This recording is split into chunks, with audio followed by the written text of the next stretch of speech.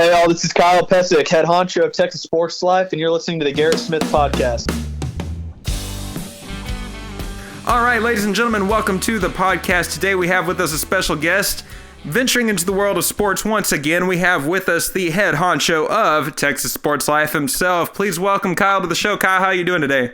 I'm doing well. How are you, Garrett? Doing pretty well, man. I was really wondering when I scheduled this thing, quarantine was starting up and everything, and I was kind of wondering, how have you been holding up with quarantine and the lack of sports? Has that helped the fan base? Because for me, if I see one of your tweets, I'm probably more likely to jump right into it because it's like, hey, sports. Right. It's an interesting time. I mean, obviously, quarantine's treating different people differently. Some days are better than others. So without sports, it's tough for us sports lovers. But we're just in an interesting situation. More people are on social media. We're just kind of have to come up with our own content to talk about because there's not a ton of sports. But likely we've had the NFL draft has been something. The Michael Jordan documentary that people are all talking about. For sure. Today we were just talking about just hypothetical stuff. We're just having to talk to whatever we can. That's one thing. I logged in the other night to try to watch The Last Dance finally, and I actually couldn't get it to come up. It was something was going wrong, and then I logged into my Disney Plus account, and it's like the one that's connected to ESPN or whatever. I was like, I'll just watch it through there, and I forgot that there's like a limited amount that you can watch on there. So I was like, man, I got to figure out how to watch this thing because growing up in the 90s, I mean, that's nostalgia central. Right, of course.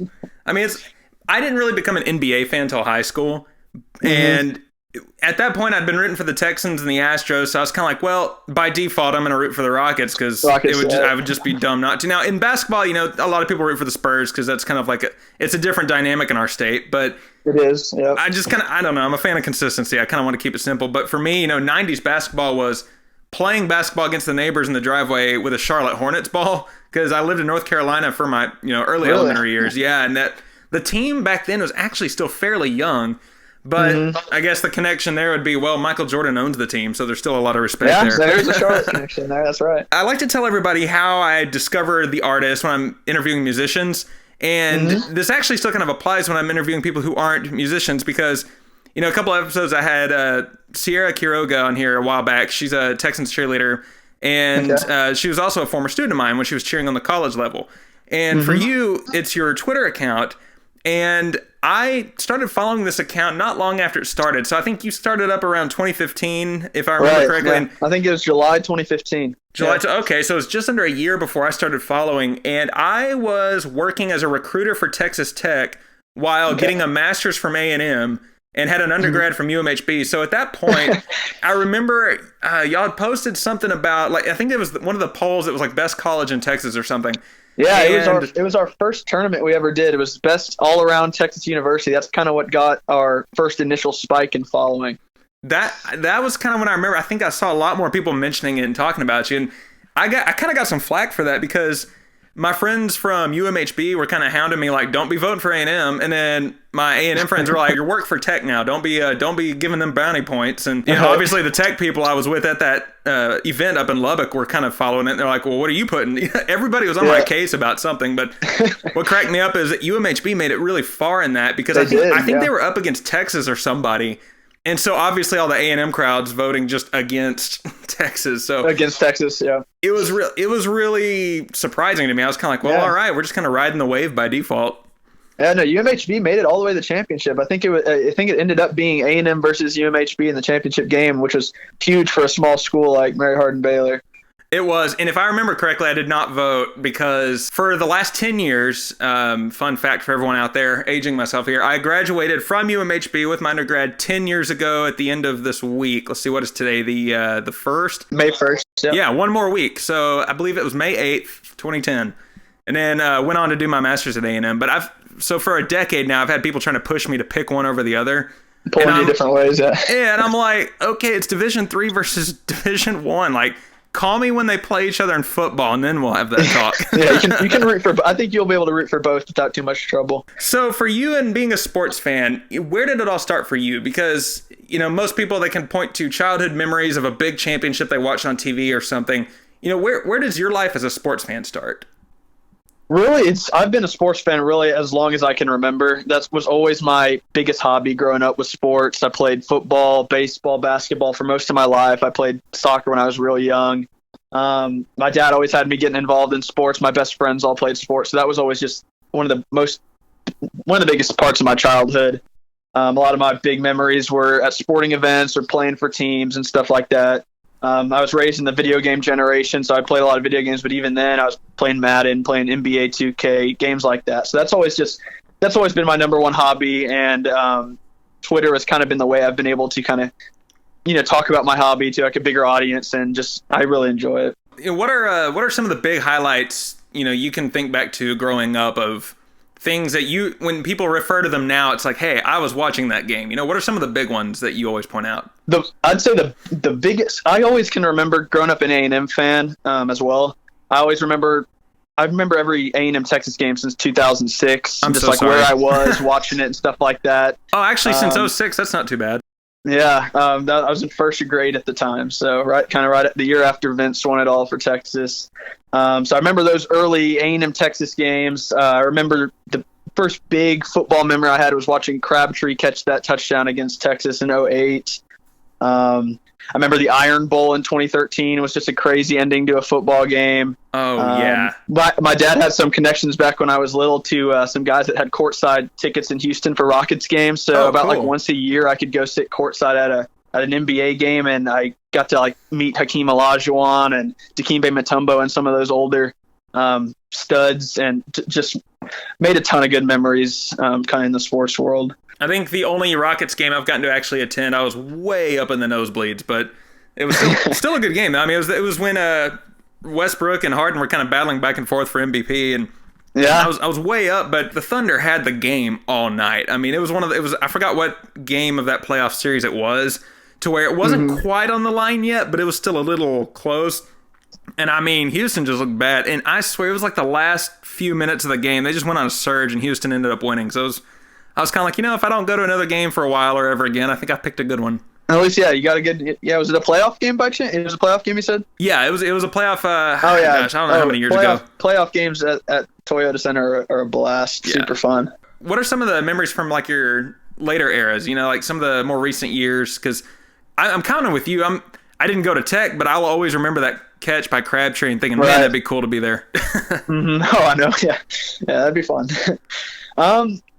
So growing up, like I said, I played sports. I went to 6A high school, and I'm not super gifted athletically. Like I always played, so I didn't play a ton in high school. I played freshman year football, but that's it.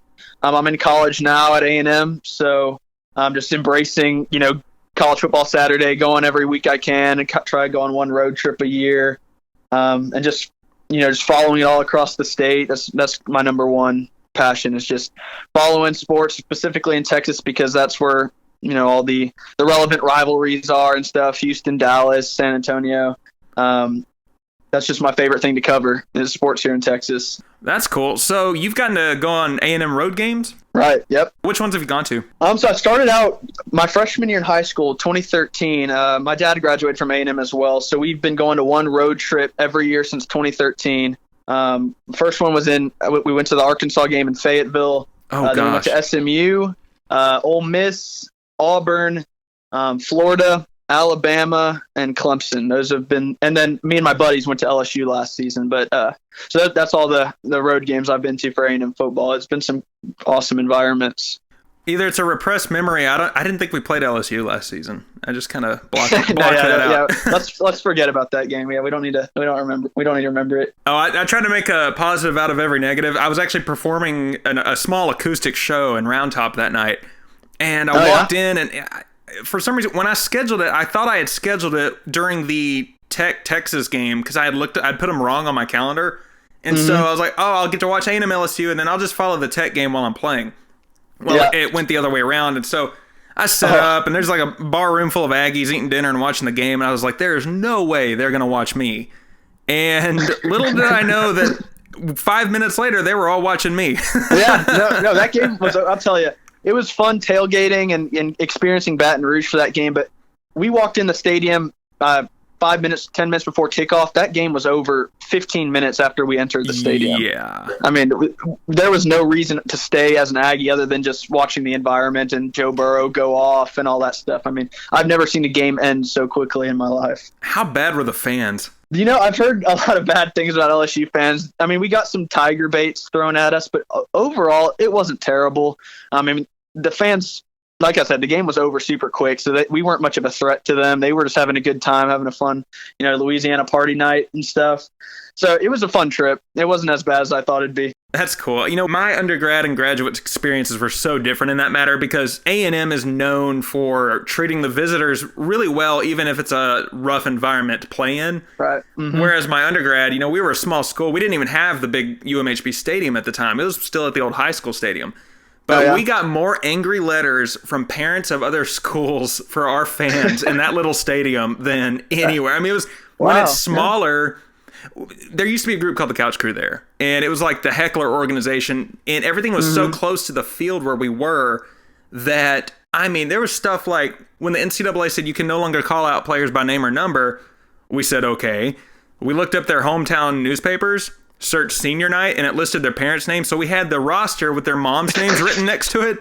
And we would so we would just start yelling their moms' names at them as they're like near the end zone. We're like, well, we can't yell their name. So I mean, it was just find a loophole. Quite the loophole, and more letters came in. But it was just sort of we were never vulgar about it. It was just getting in their heads. And whereas A&M, it's very organized. Fun. But where were some of the best places to be the visitor, and where were some of the worst places to be the visitor? So I haven't had any terrible experiences yet. I thought LSU was going to be my worst, and I mean, we had, like I said, tiger baits were thrown at us and stuff. That's probably been the most hostile environment, but it wasn't as bad as I thought it would be. I'll tell you, one place that was super friendly was Auburn. I went there in 2016, and A&M won that game in Auburn. The fans were just incredible. Obviously, they were loud and passionate, but super respectful to Aggies. Even after the game we won, they're coming up telling us congratulations, like wishing us a safe trip home, telling us to go beat Bama and stuff like that. I mean, that was probably my favorite trip, was going to Auburn. That's really cool. My experience when I was in grad school was that both the Alabama schools were pretty easy to get along with. Like, say what you will about Alabama, they came to our tailgate party. They were super friendly.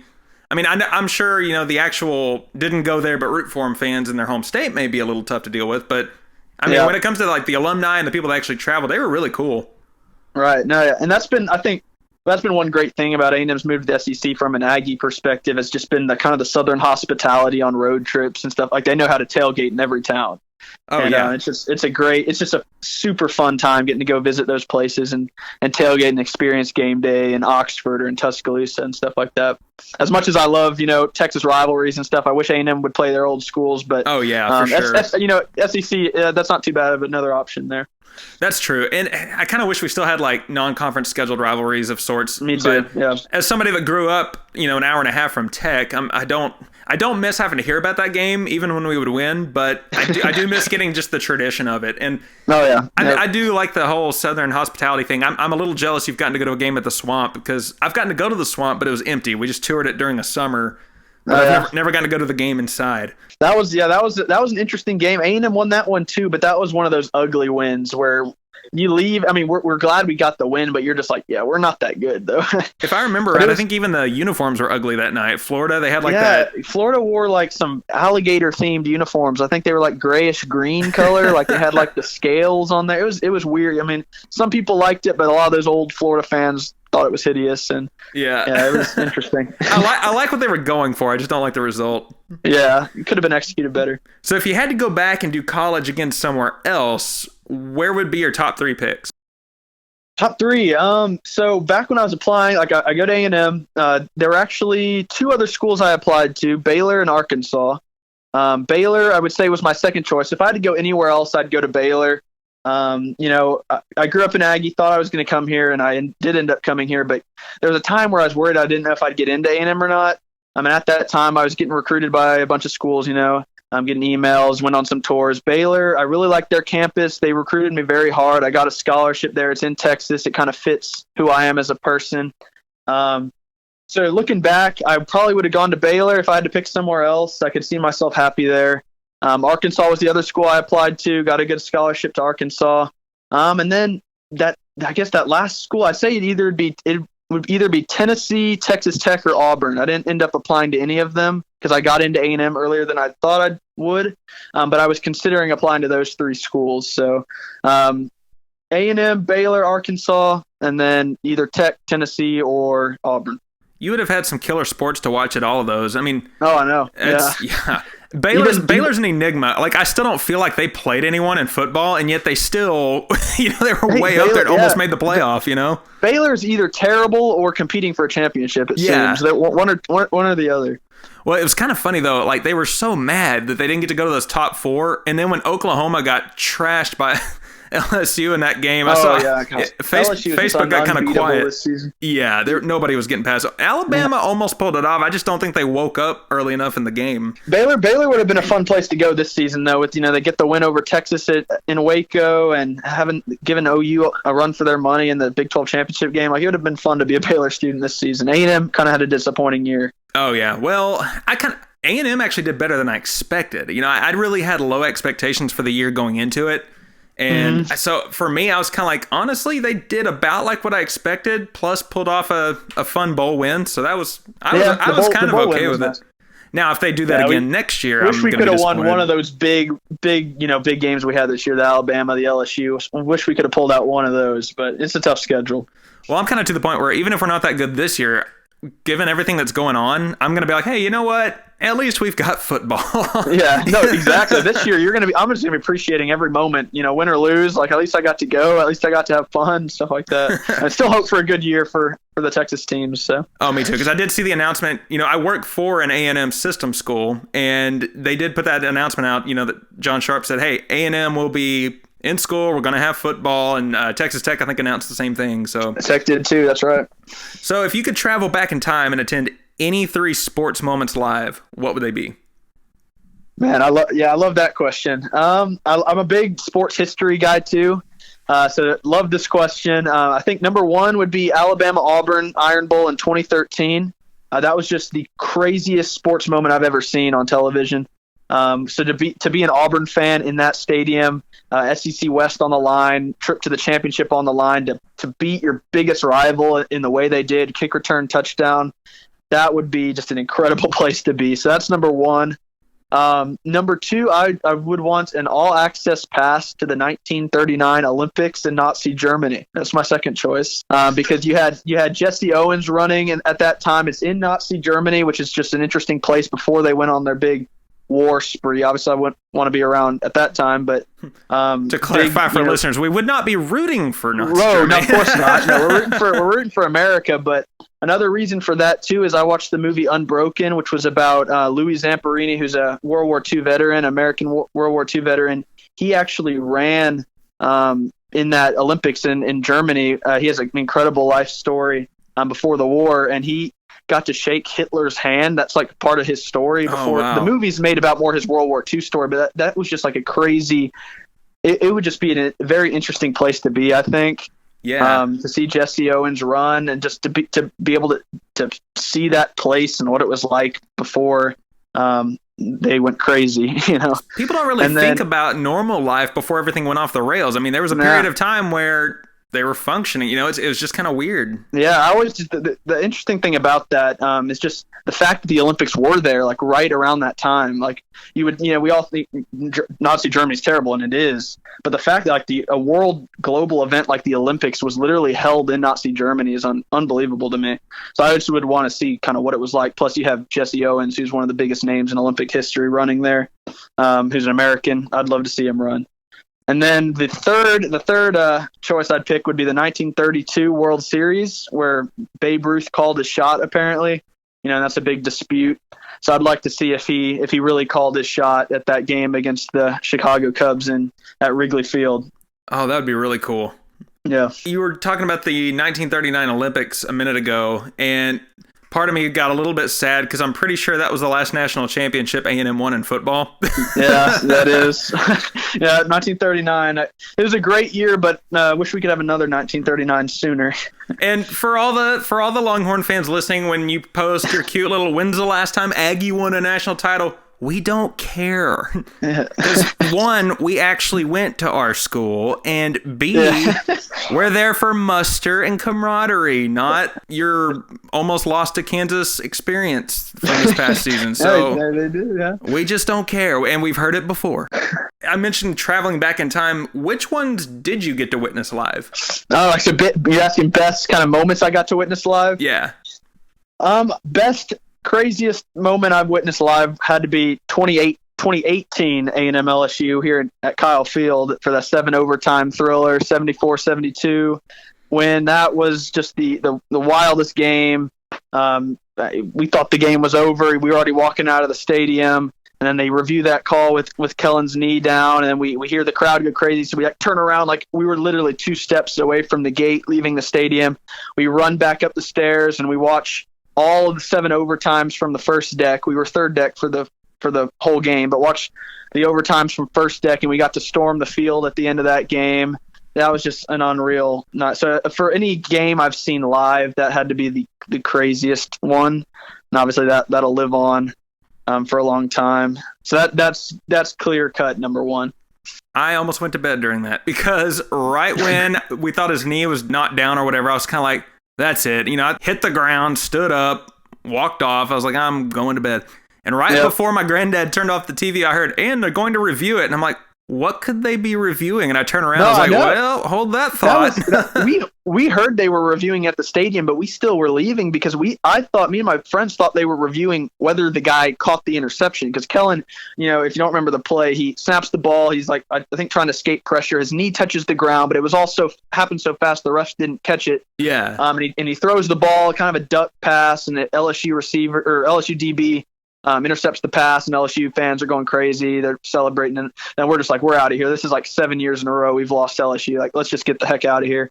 And we knew they were reviewing it. We thought they were reviewing whether the defender caught the ball, and we're like, that was a clear catch. Like, no chance. Yeah. So it wasn't till we heard A&M fans cheering that we decided, like, wait, what are they cheering about? Why are they cheering? So we turned around, and the rest is history.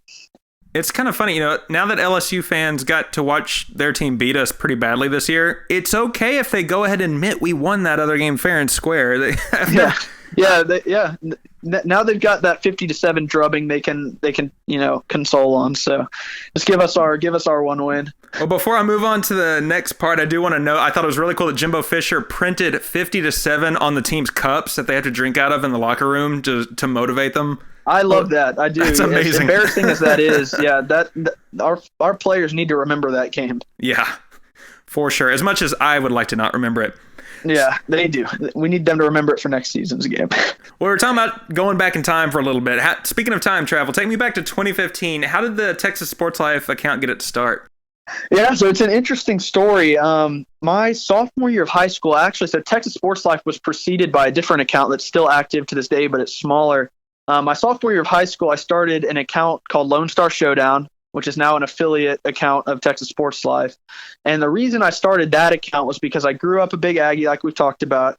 But I came from like a house divided family. Not my parents, but like my extended family is literally split A&M Texas fans, Aggies and Longhorns. So that rivalry runs deep in my family. We'd all gather around the table Thanksgiving night at our ranch, and half the room's maroon, half the room's burnt orange, and we're watching that game. And so when we lost that game, A&M moving to the SEC, that was just a really tough pill to swallow for me and for my family and other Aggies and Longhorns like us. I've repressed that one too. Yeah, so I started a Twitter account kind of just to stir up online excitement about trying to bring that game back. I'm just trying to get people talking about why they like that game and why it should come back, why they should schedule it non-conference, blah, blah, blah. That was all great. We had some success. It got a couple thousand followers, but over time, there was no signs of the game ever coming back.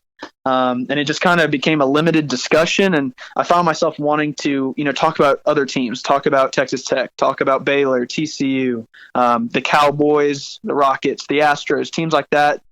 That more than just A&M in Texas. So I decided to start Texas Sports Life, which was covered all Texas sports, specifically kind of the 3 major sports: football, baseball, and basketball, at the major levels. So your big college football. We'll delve into a little bit of smaller college football, some high school sports, and then obviously NFL, NBA, MLB, and just trying to provide a home where we can talk about more than just A&M Texas. We can talk about all Texas sports all the time. That's kind of our motto now. And so, yeah, just trying to build an online community where we just, embrace who we are as Texans and talk sports, not like ESPN where we're talking about every team across the country, but mainly just here in the state, the teams relevant to us.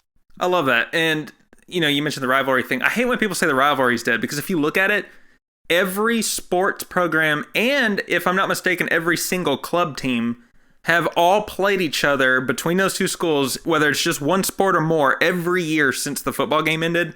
And I understand, football's the money sport. It's the second biggest religion in Texas. But at the end of the day, you got to realize, like, if the baseball teams play each other, and there have been some epic moments in that rivalry's history in baseball after 2011, anyone who discredits that there's a rivalry, like, I want you to tell the athletes from either side that, like, even the Texas athletes are going to say, no, there's a rivalry. Oh, yeah. There's a rivalry in recruiting, in research, academics. I mean, as long as there's a public university fund or whatever, there's going to be a rivalry.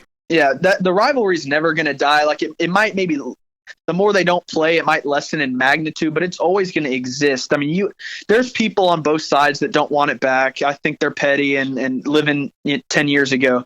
But the vast majority of Texans want to see that game played. You ask the players that, hey, A&M and Texas players want to go out and compete against each other. The fans, I know, being around college students, A&M, the school hosted a vote, and 90% of the A&M student body that voted, that was like 13,000 votes, 90% voted to bring the game back. Yeah. I know the Longhorns need that game as far as having a rivalry game to play at DKR, because the OU game's in Dallas. Yeah. And Tech keeps beating them or giving them a close game. So yeah. Maybe not this year, but if you look at the last 4 or 5 years. I feel like the coaches want it. It's a very small minority of kind of older alumni that have sour feelings toward the other school. It needs to come back, and I think it will eventually. I don't know how soon it'll be, but it'll come back, because like I said, the rivalry will always exist.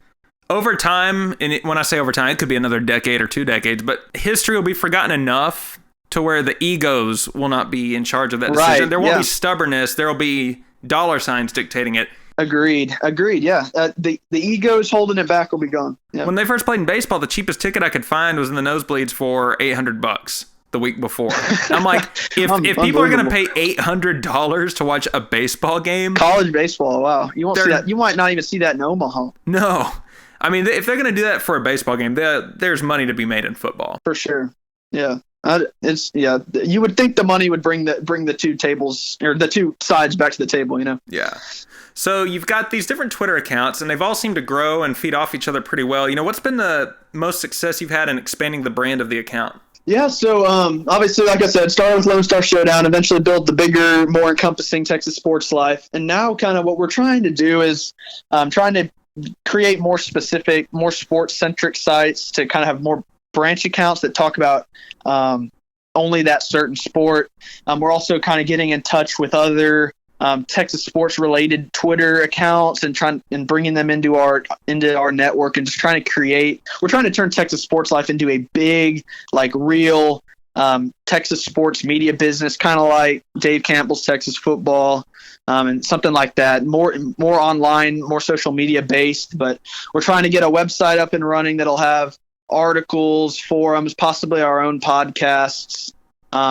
Just kind of trying to create the Texas sports all-encompassing brand, if that makes sense. That'd be awesome. Honestly, I think you're on the right track to doing that, because something you do that you don't really see out of the other sports groups is it's more than just sports. I mean, you guys have had some polls that are really popular with different topics, and I think, like, you had, like, the one where Whataburger won most popular brand and things like that. Right. And I love the fallout people had of people saying, well, Whataburger sold out, they're not really Texan. And every time Whataburger would win a round of that poll, people keep posting it, and then lo and behold, they ended up winning it. Oh, I know, yeah.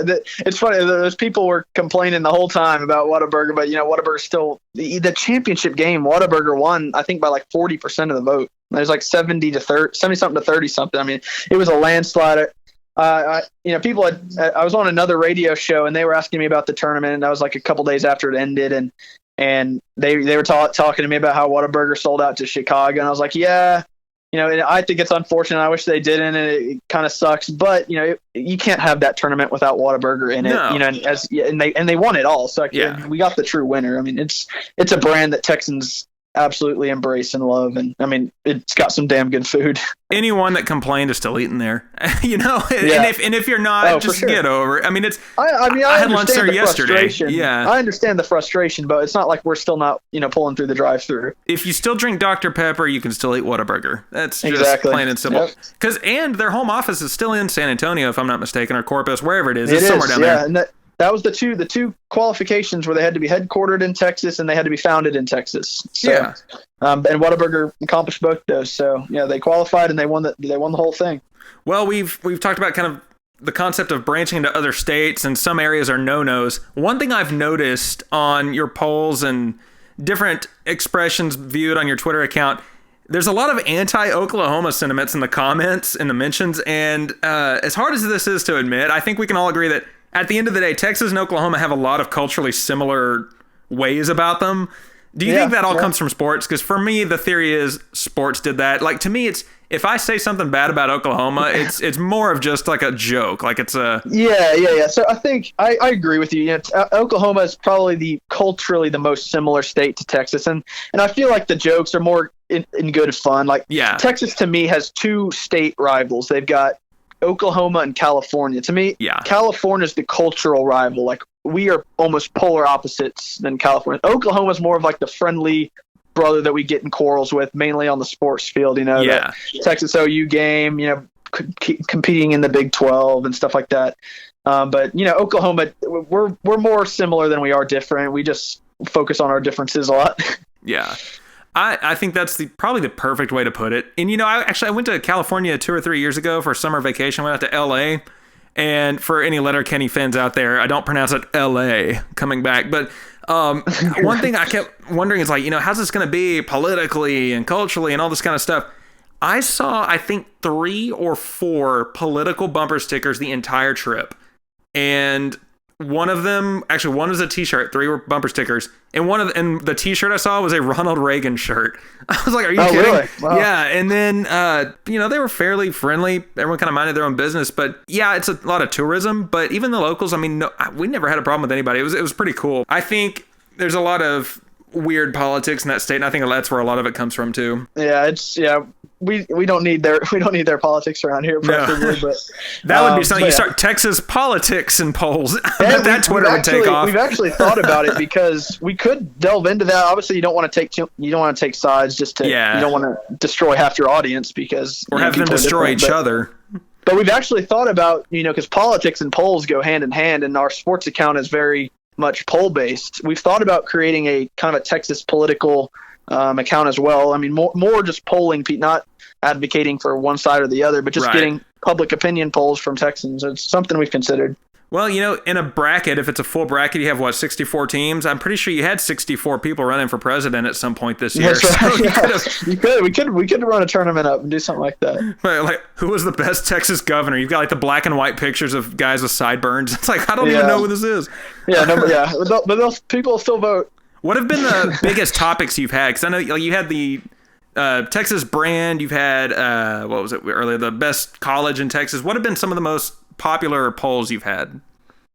Yeah, so the big one that kind of drove the first big wave of traffic to our page was the one you referred to earlier, the best all around university in Texas. That was the first tournament we ever did, and it kind of went Texas viral, if that makes sense. I mean, people from all over the state were talking about it and voting, and we went from like 700 followers. 2 weeks later, we're at like 5,000. Wow. So that's what got our page up and running pretty much, and then it's been a steady kind of increase since then. More recently, that was in 2016, I think, early 2016. More recently, obviously, like you said, the best brand in Texas tournament, that was probably our biggest. That may have even passed the first one we ever did.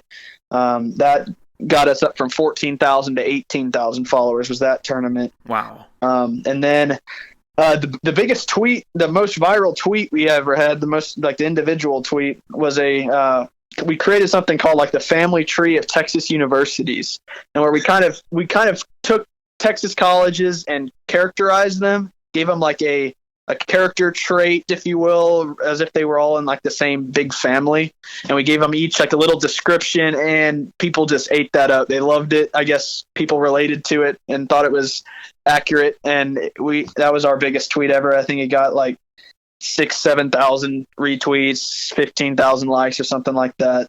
It was funny too. People liked it a lot. Are there any upcoming polls you've got ideas for that might pop up soon? Yeah, so we just today released some polls because we're in quarantine. We don't have any real sports going on, about a hypothetical situation if another wave of conference realignment happens. So I just posted this morning a couple polls regarding that.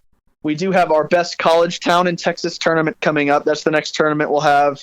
We'll basically have the 40-something towns in Texas that have a college in it, a major college, competing to see what will be named the best college town in Texas. We always let our followers vote on which tournament they want to see, and that was the one that they voted on, so we'll be having that probably come out sometime this May. You know, it'd be really evil is if you put San Marcos versus College Station in the very first question.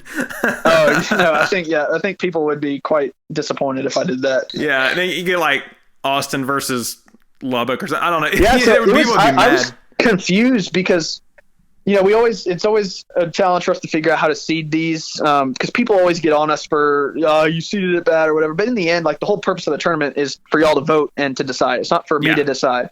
But this one was particularly hard because, like, okay, do we go by town population? Well, then you get Houston as the number one seed, and that nobody thinks of Houston as a college town. Right. And then if we go by if we go by school enrollment, you get the same matchups that we got in like the best Texas University tournament and the ones we've had like that. You get the same matchups. So we actually asked our followers, how should we see this thing? And one guy had a good idea, and we're going to go with, I think, the total college enrollment divided by the city population. So it's almost like a percentage of like students to population ratio. Oh, cool. So your towns that have way more students percentage wise are going to be up towards the top, Houston, while you'll have multiple colleges and U of H is a big school, it's going to be seated a little bit lower because the population of Houston is so big and there's not a ton of college students in Houston, comparatively.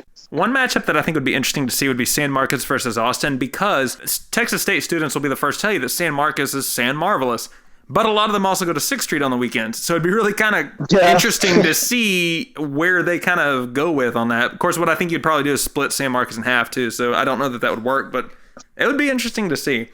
Yeah, no, it's going to be interesting because, I mean, in the end, best college town's got like the cool ring too, but we're just trying to find like best place in Texas to go to college because like, Austin's a big city. It's the 4th biggest city. Like, so you could say that's not a college town, but then again, the University of Texas is there, and 45,000 Texans go to school there, and it's kind of nationally known to be kind of like a fun place to go to college. So you got to have Austin in the tournament. 6th Street will be the reason people justify Austin in that tournament. Right. Yeah, you're right. I'm going to ask a few questions that are specific sport related. And the first one is the football category. Do you think we'll have football in the fall, and should we? I know we've kind of touched on it, but what do you think? NFL? We absolutely should. Now, will we? I think it still depends. We've got some good news recently with A&M and Texas Tech, saying that we're opening campuses up in the fall and that they intend to have football. I know all the universities intend to have it because their athletic department relies on that money. But obviously, this is a health concern, so it's going to depend on, as we open up, as Texas opens up, is there an increase in these cases and deaths and stuff? And I think there inevitably will be, but how big is it? I sure hope we have football regardless, as long as it's not a huge another growth in cases and deaths, because really our country needs something to look forward to. Football is that for a lot of people. Yeah. And you look at high schools, those seniors deserve the last chance to run out onto the field with their brothers. And I think the visual aspect of having a football season, of having people in the stands, it's risky, but it shows that our country is back. It shows that we've defeated COVID, and it's kind of like that. I think it's an important step towards just returning to normal life. Yeah. And if we get sick from it, well, here's my take. Bluebell had diphtheria and literally killed people, and we bought the first pints we could find off the shelf. We are Texas, and we are going to go watch football. Yeah, no, I know. We need it. I mean, at first when we lose sports, it's tough, being obviously for me running a sports page, and for other people that rely on sports, as their as a form of entertainment. It was tough losing, the Masters, losing baseball, losing NBA playoffs. That's a huge one. But that is all. You can brush that aside, but we just need our football back in Texas. We can't go a fall without football. No. Well, and I think of it as somebody that works in higher ed. When you look at the legacies that are carried on from class to class, even at a place like A&M where people are like, oh, they're brainwashed, it's a cult, whatever. You got to think about it. If you have one class of students that does not have football and all the traditions and school events that go along with it, you end up the next year having a freshman class that's new to it, being trained by sophomores who have not experienced it, followed by juniors who have only had one season under their belt and they're already juniors. And so really you have a bunch of seniors who are the only ones that have gotten the experience. And it's creepy to think that is all it takes is just one season and a lot of things break. And it's interesting too, because I know one of the things they're considering is moving the season to the spring, which is obviously better than no football. Yeah. But how does that affect the following season? Because then, you're finishing the season in like May or June, and then you got to turn around and kick off in late August, early September. Like that's a 2-month off season. Like that's going to be, I read an article. That's going to be tough on injured players and people. Those athletes need that break. Now, will they do it versus having no football? I think they will. But and you live in a football state like Texas. It's not really fair to the baseball, basketball, volleyball player. Right, volleyball's in the fall, but if they're crammed in there with everyone else, it's just not fair to anybody. No, I know. That's why we just really as a country need to hope and pray that this thing goes away and we can have a normal fall, because God, people are already tearing their hair out. We don't need another couple months of this, Well, I was going to ask which college program is going to have the best year, but I don't even know if we don't even know who's going to have a year. Currently, the national championship is A&M versus Tech, and I'll take it, but I don't even know if we can predict that. Yeah, if we have a season, which trying to stay positive, and we should, like I said, I think you obviously start with the two big schools, A&M and Texas. A&M has a ton of players back. They got their quarterback back. The schedule sets up a little bit better for them, so it's pretty much like a now or never situation. Like if we don't win 10 games this season or compete for a SEC West Division championship, I don't know when we are. And then Texas, obviously, you've got Ellinger back at quarterback. They didn't lose a ton to the draft, and that's their schedule. They got to go play in Baton Rouge, which will be tough. And then they've got Oklahoma, but outside of that, it's not a super hard schedule. Oklahoma State, I think, will be a tough team this year. But when you're Texas and you recruit the way they do, and you're in that conference, which, no offense to the Big 12, it's a great conference. It's a power conference, but you have schools like Kansas and Kansas State, and I'm sorry, Garrett, but Texas Tech hasn't been super good either. Texas, just simply, I'm not even saying that in a bad way, but I'm saying off a talent perspective, Texas should be in the Big 12 championship game against OU. Yeah. That's where they should be. So, Texas has had a rough stretch. The early 2000s, they were elite. They've had a down stretch with Charlie and even kind of under Herman a little bit outside of that Sugar Bowl season. Texas needs to be playing in the Big 12 championship game. Like that's what Longhorn football is. I wouldn't even say it was a Sugar Bowl season. I'd say it was a Sugar Bowl. If that game had gone the way it was predicted, that season would not be looked at favorably. And I actually voted to show everybody that I'm not being biased. I voted in the poll today, and between Ellinger and Mond, I voted for Ellinger, even though I'm an Aggie. And I think Ellinger's got an offensive line that'll block for him long enough to where he can just make some lucky chunk throw down the field and they'll catch it. Whereas Mond, he gets about 2 seconds to make a decision, which he is not good at doing. And so I'm interested to see how that plays out, because with Herman, he coaches teams to play to the level of their opponent. How do you take LSU down to the wire and almost lose to Kansas at the last second in the same season? It is unbelievable. Texas is one of those teams. They go and they knock Georgia. They beat them bad in New Orleans in the Sugar Bowl. A good Georgia team. Now, granted, they had some players out, but still, like, to beat Georgia in the Sugar Bowl, that's huge. To go take LSU, I think Texas may have been LSU's closest game, or Auburn. I think Texas was one of their two closest games. A&M and Texas, you could say, are comparable teams. A&M lost by 47 points to Texas or to LSU. Yeah. Texas lost by what? 14, I think, at the very end. Yeah, and I guarantee you if they played each other, A&M and Texas, it probably would have come down to the wire. It's just weird how they operate. I know. That's why. And it's Herman, I think he's not on the hot seat, but I still think that I don't know if people are so. I don't know if people know if he's the guy for the job yet. With their fans, he's on the hot seat depending on the week. Because if exactly. they when you beat Kansas, Texas is back. But when you lose to Oklahoma, Herman's a terrible hire. I've seen it all. Yeah. No, this year is going to be big on Herman. I think if they have another mediocre season, I think he's going to go into 2021 on the hot seat. But if they have a good year, then that'll be 2 10-win seasons in 4 years. I guess that's a pretty good start, especially coming from Charlie Strong. Well, statistically, if we don't look at divisions, I'm going to tell everyone right now who is going to have the best season, and that's UMHB. That's the safest bet. I'll tell you that much. UMHB and playoff berth are about automatic. Yeah, pretty big. I mean, I will say I had a 10-year reunion with some friends this year, and we went to the UMHB Hardin-Simmons game, which there's bigger Division III rivalries out there, but nothing south of the state of Nebraska. I mean, it's the biggest one for Hardin-Simmons UMHB is a big one. And, I mean, they just hate each other. It's hilarious. And that last-second field goal, there's no reason we made it. That was so confused when they set it up.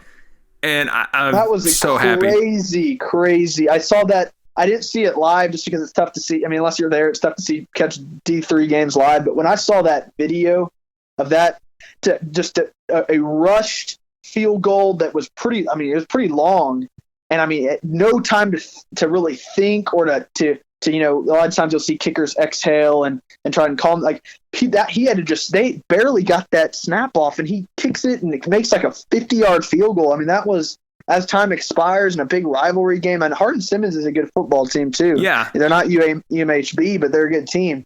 Just like that was an incredible football moment. That is something that would be just unreal to watch in person. It was. I will tell you this: that was the first time I've ever heard that stadium sound like a Division I school. I mean, it was so loud for a few moments, and I lost my voice yelling in that moment. It was insane to see it, but. Hey man, come to Temple this season. I'll take you to a UMHB game. You can live tweet from the account from it. That would be a blast. For sure. Well, on the pro football note, on a scale of 1 to 10, how dumb was Bill O'Brien's decision to trade DeAndre Hopkins? I would have to give that probably on a scale of dumbness. I'd give it a 9 out of 10. I'm sure O'Brien knows his team better than I do, but from the outside looking in, it just seems totally moronic. But there always is a small chance that it could work out or whatever. But I definitely think it was a dumb decision. I don't understand trading a NFL superstar like Hopkins for what they got for him. I think they got a 4th round pick and a running back, David Johnson, or something like that, or a 2nd round. I don't know. But they got 1 draft pick and a running back for unquestionably a top 3 to 5 receiver in the NFL. So I just don't understand it. And to me, the crazier thing is not only is Hopkins being an elite receiver, but he and Deshaun Watson had such a tight relationship, both of them being Clemson guys, and obviously him being Watson's number 1 target. Just to trade, the Texans are trying to contend for a Super Bowl, and they've got their young quarterback, they got their franchise star, to then go and trade his top receiver, an NFL superstar, for what seems like not much in return. I don't get it.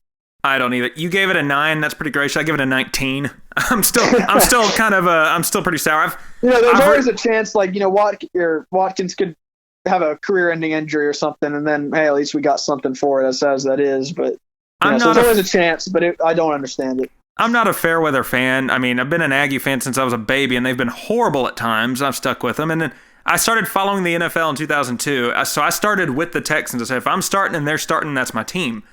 And I've stuck with them through some really bad seasons. But usually it's because the team was bad. It's never been because they're this badly managed. I mean, they had the most talented roster in the league, and just traded away. So right now, I'm wearing my Carolina Panthers shirt on Sundays, not because I'm ditching the Texans, but it's like when you put your kid in timeout and focus on what the other kids are doing. Yeah, you still love your kid, but they need some timeout. I'll admit, so I'm an Astros fan, and I did that a little bit during their really bad years. I mean, I still would say they were my team, but at that same time, I've got family from the Tampa area in Florida, and the Tampa Bay Rays were really good, so I kind of was pulling for the Rays in those World Series games.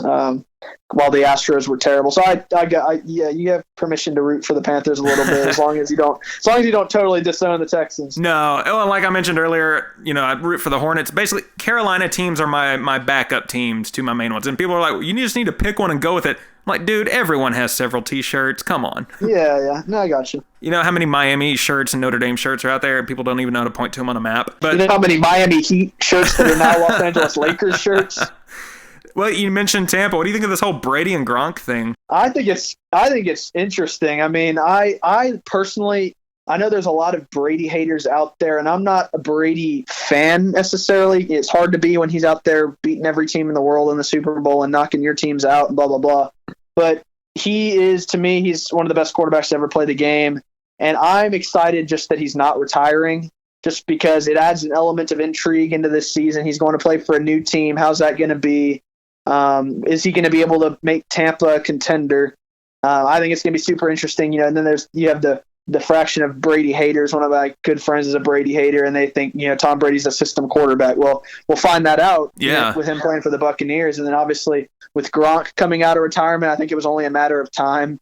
He retired way too early. Yeah, I just think it's interesting that he decided to to come out and go play for the Buccaneers. I know Brady had something to do with that, but I just think it's a great storyline. It's gonna be something really interesting to follow.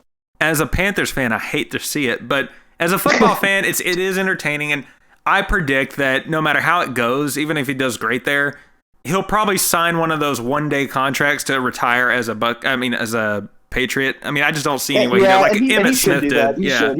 He'll be a Patriot. He and Brady are Patriots for life. I mean, they're just trying to probably win one more just because. I mean, when you're the Patriots and you're winning Super Bowls every year, there's probably an element of you might get a little bit bored. Yeah. I don't know. So maybe they want to go and give themselves a new challenge. I know some people love the challenge. That's why you've heard Nick Saban's name swirl around before, and he might leave Bama, because maybe he's up for a new challenge or something. But. Well, speaking of teams that got bored winning their Super Bowls and decided to not do that anymore, how long do you think it'll be before the Cowboys make it to a Super Bowl? You think it'll be in the next 5 years? They have the talent to be there. I just don't know if either pro team in Texas has the management to get them there. Yep.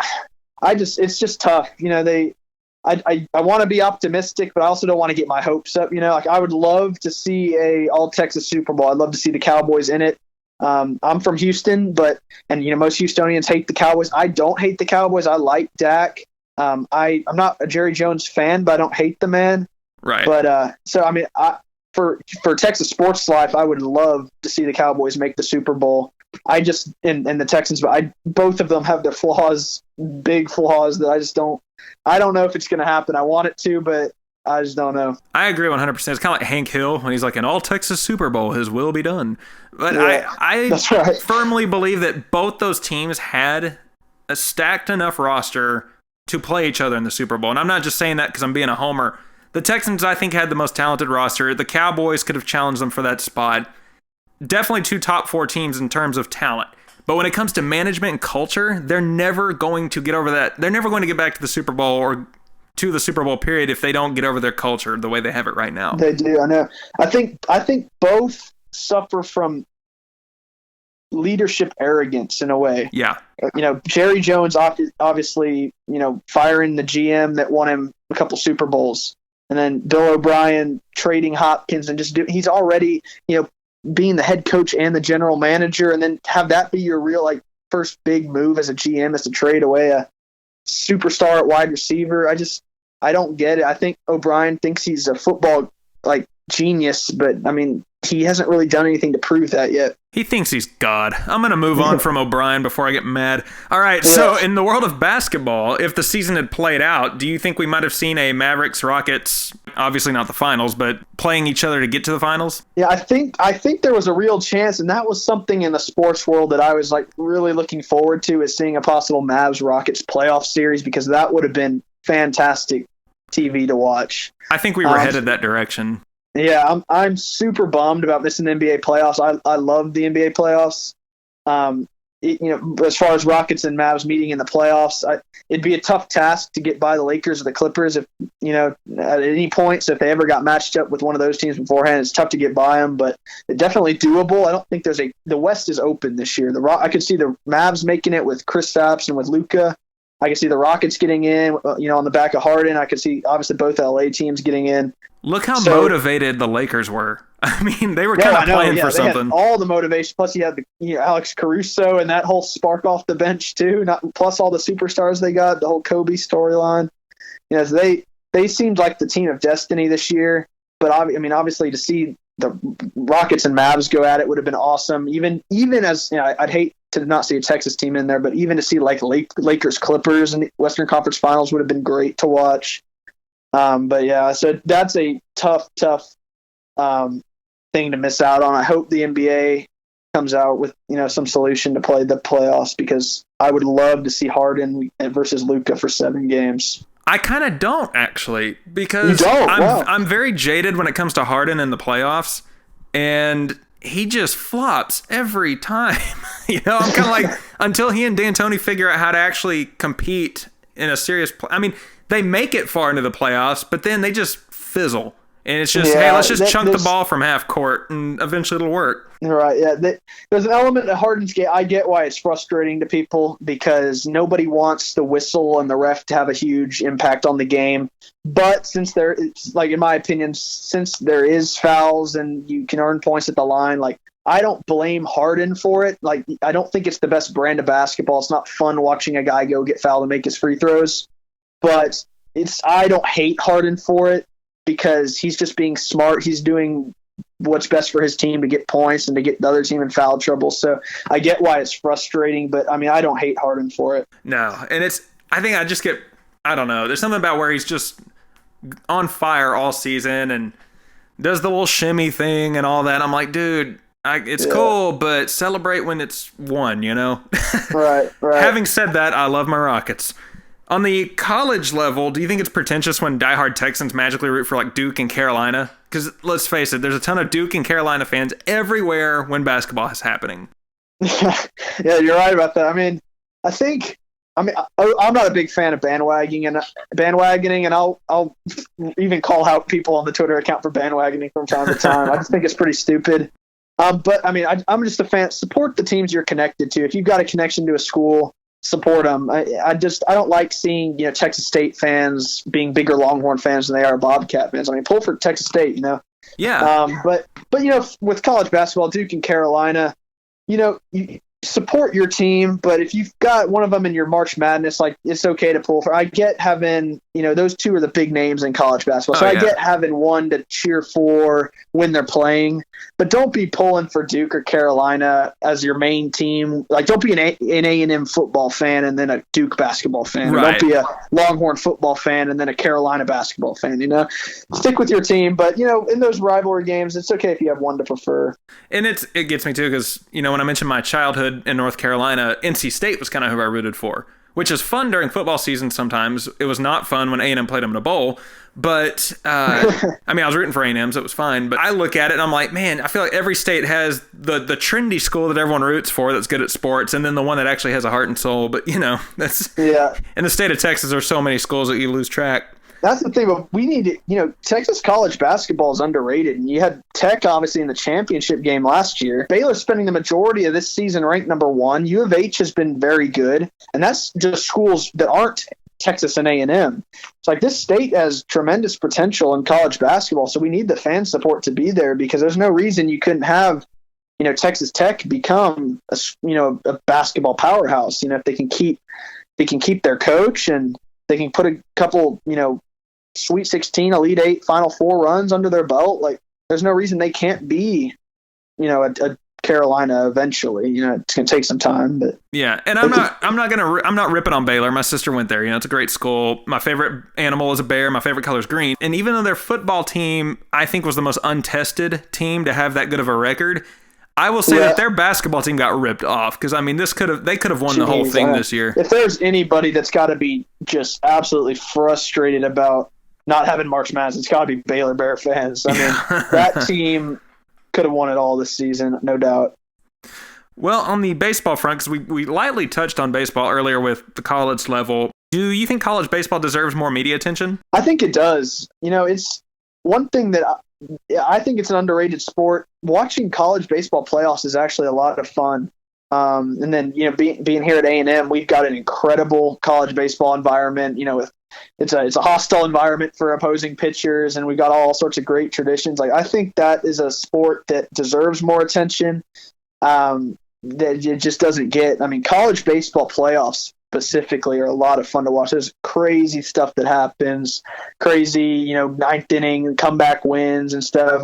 I grew up watching A&M and TCU play 3 straight years in the playoffs in the super regionals, and those games were back and forth for like 8,000 innings. Yeah, high scoring, back and forth, going on into 15-inning games. And I mean, talk about a rivalry that was created in a span of like 2 years. It was A&M TCU based. Like, A&M TCU is a bigger baseball rivalry than it is a football rivalry. Oh yeah, because they don't even bother with football. And you can see with A&M and Texas playing each other, once a year in baseball, that game that's kind of filled the void of the football game. So like, there's a lot at stake when they play in base. It's a fun sport, and I've never understood why it doesn't get more popularity. I totally agree, and I feel like the world of baseball has one thing on its mind other than trying to get the season back on track, and I feel like it's the Astros. Now, I've mentioned on the last person I interviewed to put on a podcast, and we'll be releasing this soon, was Rich O'Toole, and we started off by talking about the Astros and telling the haters, if you're more mad about the Astros than coronavirus, you need to get right with the Lord. But that was when my computer interface cut out, and it totally deleted that part of the interview. But what's your take on the whole Astros scandal? Because, you and I are both Astros supporters. Right, yeah. Well, I know I got to be careful on what I say on that because, I've got a lot of, it's a touchy subject for a lot of people. I've got obviously a lot of Rangers fans that follow my account, Astros fans. Those Rangers fans right now especially do not like the Astros at all. So, I'm going to, whatever I say is going to piss off somebody, but I guess I'll just tell you what I believe. So I believe the Astros cheated. I think the Astros deserve to be punished, but I also think that the issue is a lot more widespread than just the Astros. And I think it went on more than just Houston. I think the MLB is trying to keep the size and the just the size of that issue as small as possible. That's why I think you see the Astros getting all the media attention on it, and a lot of the punishments are going Houston's way and stuff. My gut just tells me that it wasn't just one MLB team doing this. They all have the same technology. They all have the same desire to win. I just don't think you have one clubhouse full of, unethical people and every other clubhouse is totally clean. I'm sure there's teams out there that were clean. I think fans have the right to be angry at the Astros and all that. But you see, like, Carlos Beltran was one of the the big names associated with the scandal. Well, Beltran's played for who knows how many teams. Yeah, he went and coached for the Yankees like the year after this whole scandal. You can't tell me he went there and didn't. For me, I don't have the evidence and the facts there, but my gut just tells me it was more than just the Astros. I don't. That's not to say the Astros shouldn't be punished. They should. Cheating is wrong. But I do think the Astros are getting hammered, where teams like the Red Sox aren't getting that as much because they're kind of the media darlings. They're the team, the big market teams that the MLB needs to be good more so than Houston and stuff like that. I would say, even as an Astros fan, they deserve to get hammered hard with punishment. I'm glad they did not strip the title, because as we've seen with like UMHB, prime example with their football program, stripping a title does nothing. You punish fans that didn't know what was going on. You punish people that had nothing to do with it, and it doesn't change what happened, and it doesn't make the loser feel better.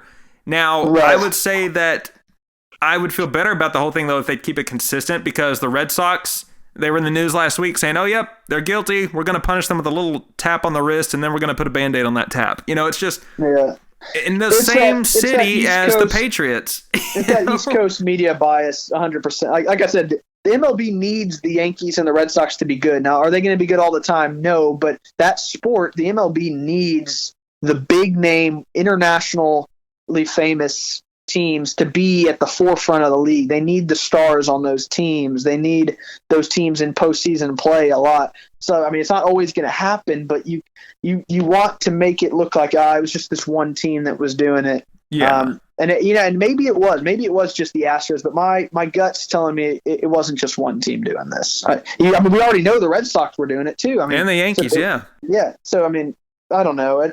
It's just another example of let's hit the small market Southern team and try and keep the the big market Northern teams clean. I totally agree. Well, talking about markets, do you think Houston will get a hockey team with the next wave of NHL expansion or relocation? I hope so, because obviously I support any professional sports team coming to Texas, whether it's San Antonio, Dallas, anywhere. I think Houston deserves a hockey team. Not necessarily because it's just this huge hockey town, but you see, markets like Phoenix has a team, Dallas has a team, Atlanta has a team. It's not foreign to, or Atlanta had a team. It's not foreign to have southern markets having hockey teams. Yeah. Houston's the fourth biggest city in the country, so there's way smaller cities that have it. The Arrows, I think, had good fan support when they were here for an AHL team. Best attendance in the AHL. I mean, they had the biggest fan base in that league. Yeah, they had. I mean, it was. We have the arena for it, and we've got Houston's a huge business capital, kind of. We've got people moving from all over the country for better or for worse. So we've got hockey. People coming up from the north, coming from maybe places where there is hockey that would love a team to go watch. So I am absolutely 100% on board for the NHL to Houston train. You see it on my social media pages too. We just partnered with NHL to Houston, so we're going to be working more closely with them on kind of supporting that. It's kind of like an A&M Texas rivalry sort of page. I'm in one of their group chats that I think that page runs. I mean, those guys are posting daily with updates. They're very into it. They're a good group to have supporting your cause, but as far as will it happen? I don't know. I've heard just from the small articles I've read on it and stuff, it sounds like it probably won't happen as far as expansion goes, but where Houston could get an NHL team would be the relocation side of it. Yeah, and it's looking like the Coyotes will probably be it. And honestly, I'm all for it, because if you want a mascot that fits the Texas theme, I mean, the Coyotes could go to Houston. For sure, yeah. I think you could keep the Coyotes, you could keep the name and all that, and it would fit seamlessly into Houston and Texas and all that. So I know that's the main team they've talked about. Would love to see them relocate to Houston. But you could even go with the classic. You could bring Arrows back. You could come up with a new brand name. I saw one cool thing I saw a couple of years ago was these Oilers inspired Houston Arrows jerseys, they're like that baby blue and red. Those keep popping up every now and then. I've seen those. I thought those look clean. Like that, I would love to see a Houston Arrows with those colors. But you could even bring back the old Arrows green. Like that is something that excites me. I would love to see a new pro team come to Texas and Houston specifically. Well, as a diehard Carolina Hurricanes fan, I was kind of nervous when there was brief talk about them moving from Raleigh to Houston, but I thought even then the mascot kind of fits, unfortunately, the Hurricanes. But let's not go there. No, we might not be the time for a Hurricane team in Houston. Right, and that was I think a year before last, so it was definitely fresh, but. Yeah. I mean, I lived in North Carolina when that Hurricane Fran, and the team started, I think, 2 years after that. So, I mean, who knows? But I'm glad the Hurricanes they're just rocking with what they've got going on out there. And I think before coronavirus hit, I thought Tillman Fertitta was definitely putting something in the works, and I think he still will. It may get a little delay, but I think that the good thing about Fertitta, Fertitta's a divisive figure in Houston right now as far as running the Rockets goes, just because he seems like he wants to save his money and he's not intent on bringing in more talent to help Harden out. But one area where it's great for Houston to have Fertitta kind of running the show in the Toyota Center is I think he really wants an NHL team to come to Houston eventually. And that's something I don't think previous leadership cared about that much. But now that Fertitta is the owner of the Rockets, I've heard he's very interested in getting an NHL team. So that's obviously a great sign. Awesome. Well, I have a speed round of 5 random questions. Then I took I believe 1 or 2 fan questions, and then we have the finale. So, okay. The speed round. You've had quite a few polls about non-sports related topics. What are some of your favorite Texas vacations? Like, if you had to recommend one place for a day trip to anyone around Texas, where would it be? Man, how do you pick just one? It's interesting that you asked that because actually recently, before Corona hit, I had actually been fresh off 2 Texas vacations, if that makes sense. I had gone up to Fort Worth for my first time, actually, believe it or not, because I'm from kind of more the Houston area. I've been to Dallas many times, but I'd never been to Fort Worth until this February. Wow. Me and my girlfriend drove up for an Alan Jackson concert at the new Dickies Arena. That's a good reason. Made it, yeah, that was a blast. It was a great trip. But it was my first time to Fort Worth, so I got to see TCU's campus for the first time. Beautiful campus. We went to the Fort Worth Botanical Gardens, which was a nice area. Went and ate at some good restaurants. Obviously, went to Dickies, which is a beautiful arena. If you haven't been, that place looks like the Grand Ole Opry inside. And then. And obviously Fort Worth's got Billy Bob's. I didn't get the chance to go there, but I'd love to hit up Billy Bob's. So Fort Worth is a great place. We also went to a Green Hall in that area, Wimberley, San Marcos Green, over spring break, right before all the Corona stuff hit. So we got a little bit of a spring break. We went to Green. So that's a great place too. So those are 2 great spots. Concan, Frio River.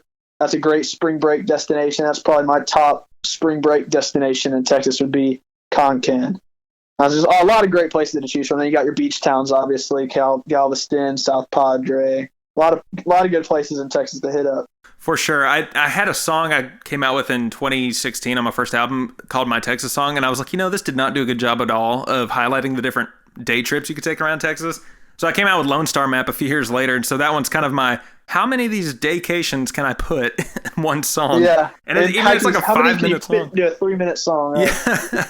Well, I've had people look at me like, dude, this song's 5 minutes long. I'm like, I know, and I left out this and that. It should have been 10 minutes long. Right. What's your go-to on the Whataburger menu? So Whataburger is one of those places I mix it up. I'm normally a person that will get one thing at a place, but Whataburger, it's what I'm feeling. I'd say if I'm feeling more of a barbecue taste, I'm going sweet and spicy bacon burger or the A1 thick and hearty. But sometimes I'll go there and I'll be feeling more of like a Tex-Mexy type flavor. I'll get the Monterey Melt, which is absolutely delicious. Throw some spicy ketchup on that thing. It is amazing. I'll even get chicken at Whataburger sometimes. I would say great choice on all those, but there's no bad choice on that menu. I'm kind of the same way. I change it up all the time depending on what mood I'm in, unless the Buffalo Ranch chicken strip sandwich is in season, and I will just get that. Order it all the 3 time, meals a day. Yeah, I actually get one thing I'll get there that's not super common, and a lot of people don't even know that they have this, but they have good chicken fajitas. Yeah. They've got, like the chicken's great. They come with like some nice grilled onions and bell peppers and stuff. It is really good. And so I'll even get that sometimes if I'm feeling more of a chicken type meal. And then breakfast, love their breakfast. I'm more of a taquito type of guy at Whataburger. Yes. I know the vast majority are, diehard honey butter chicken biscuits, but I'm a taquito guy. So I'll go sausage, potato, egg, and cheese with extra picante. That's my breakfast every time. Now I'm craving it. Yeah. Beans and chili, yes or no? I'm actually on the beans and chili train. Really? I know that. Yeah, I know Texas is mostly not beans and chili.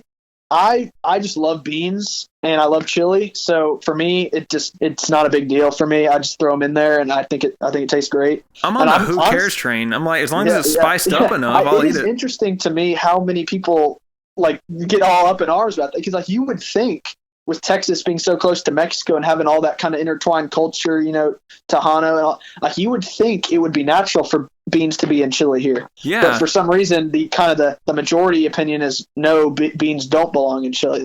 It's interesting. I like it though. I think a lot of it's like the Texas humor culture online has kind of perpetuated it too. You're right. Yeah.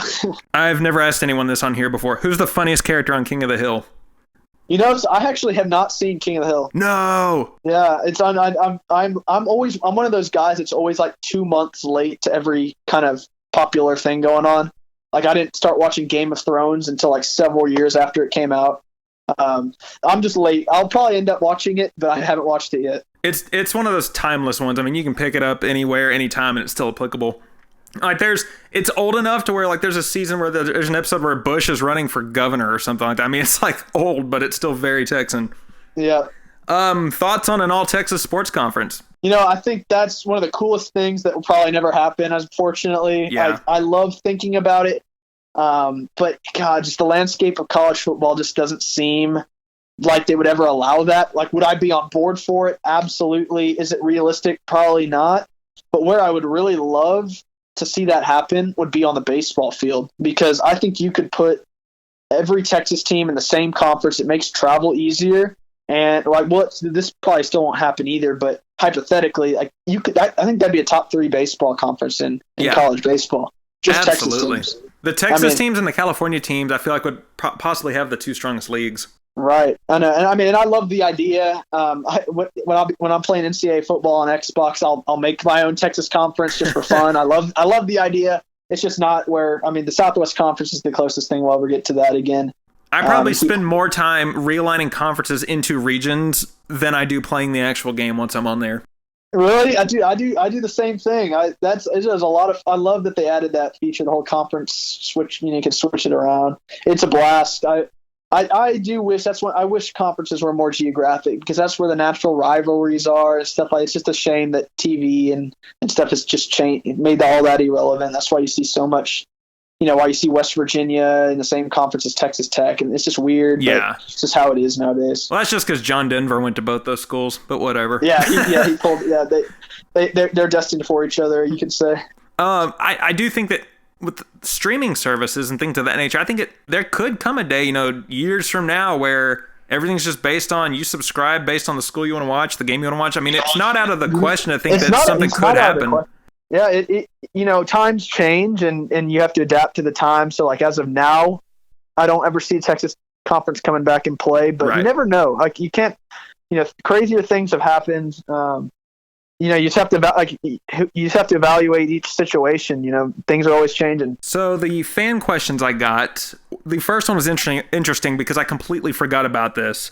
What do you think of the proposal that the Texas Motor Speedway owner had of having A&M and Texas play at the Speedway? See, I would love to see that happen, mainly because I support anything that involves UT and A&M getting on the same field again.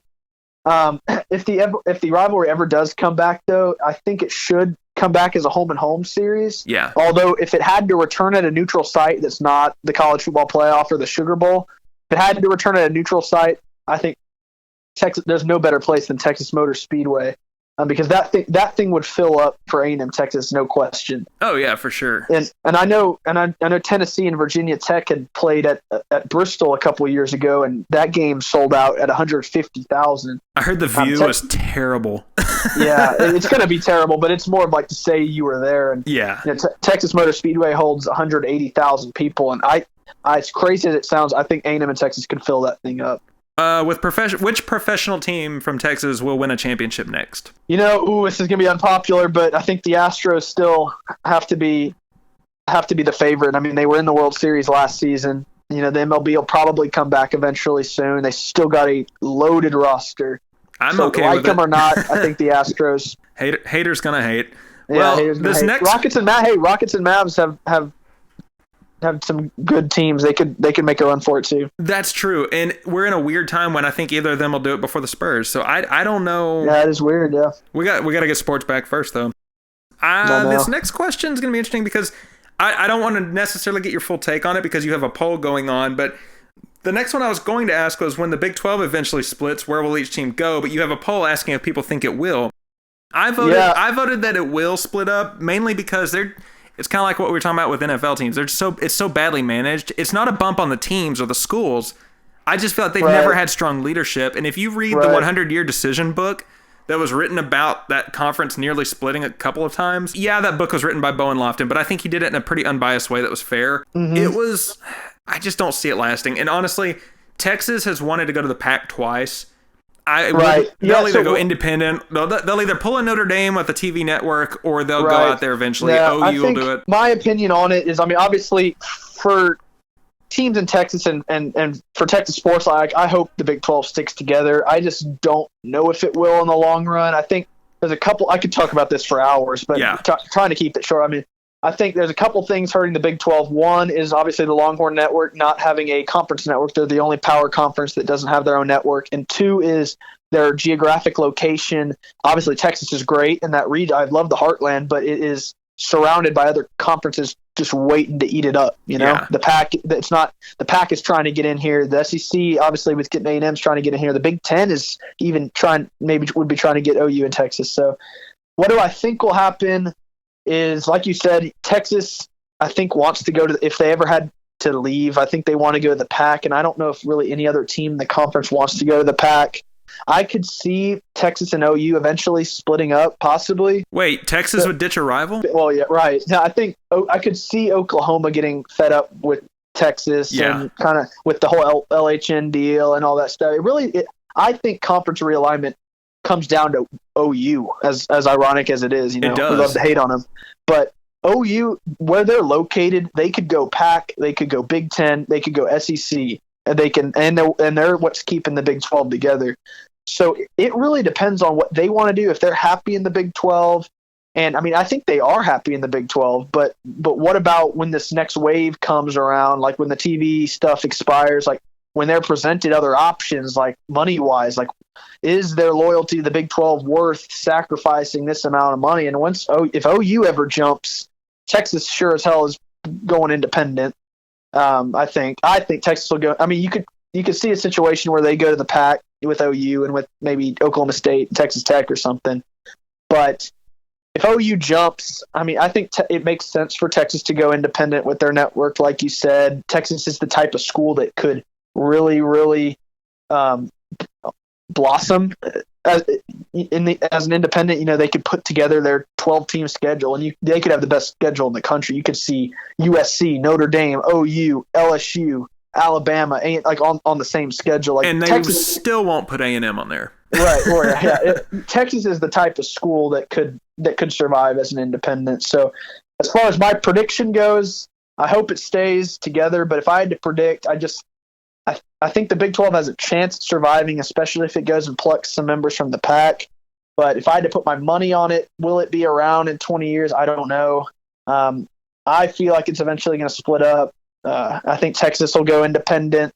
I think OU will either go SEC or Big Ten with Oklahoma State, and I think you'll see another kind of conference form with like your Texas Tech, your Baylor, your U of H, and Kansas, kind of like like the rest of the Big 12 merging with maybe some of the best in the American and forming their own kind of like conference, being kind of like the clear-cut fifth best conference in the country. I agree. I think history backs it up. If you read Lofton's book, OU is the only reason there's still a Big 12.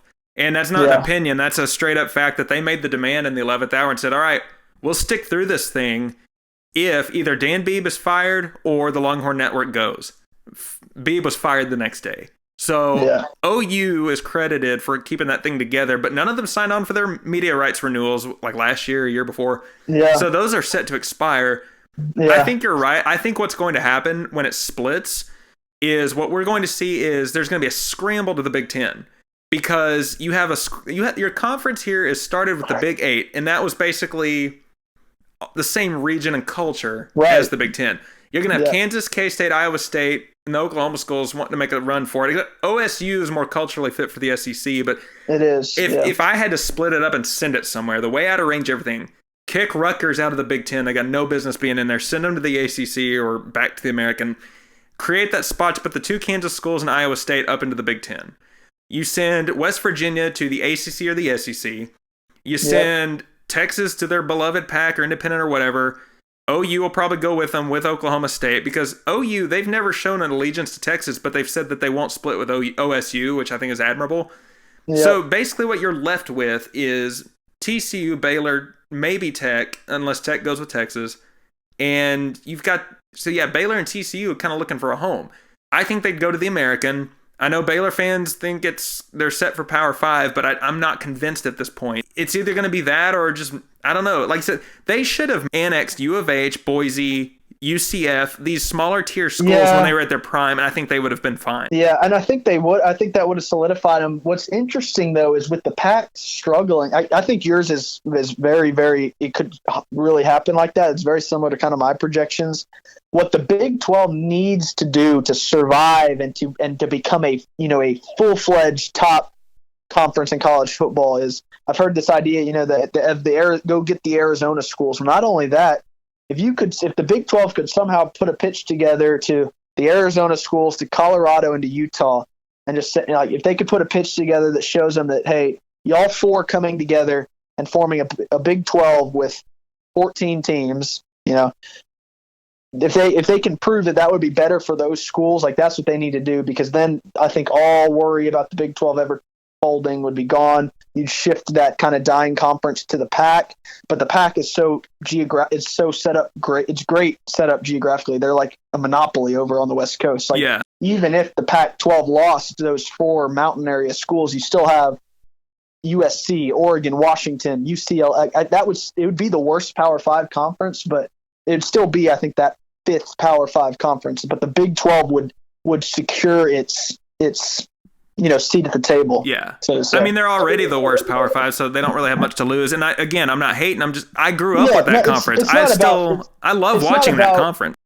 Yeah, it's not about that the Big 12 doesn't compete in sport like that. They do. They're good at football. They're good at basketball. They're good at baseball. They're good at all of it. But it's just it's the deeper, it's the long-term longevity. What's going to happen to the conference. The other conferences view it as the Big 12 could be dying. Yeah. So it's not a knock on the teams. It's just a knock on the management. Like you said, the management. Well, and I think a lot of people, Aggies just hate. No, there's no bump to it. I worked for Texas Tech, have family and friends that went there. If I ever got another degree, it'd probably be from there because, I'm a fan of tradition. That's why I went to A&M. Yeah. They've got a lot of it that I don't think people even realize exists. But, yeah, it's just I'm still a fan of watching those schools play each other. So I do hope something good comes out of it. I'm not. At this point, I think the ship kind of set sail. Ultimately, I just want what's best for the state of Texas and for the schools here in the state. I mean, I'm an Aggie, so it doesn't really affect my team, but I like watching in-state rivalry games. I think that's what makes college football great. So even though my strongest loyalties are to A&M, I like watching Baylor and TCU play football on the big stage. I like seeing Texas and Texas Tech play on the big stage and stuff. So to have a situation end up where we're the second biggest state in the country, and we only have two teams in Power 5 conferences would be depressing. Yeah.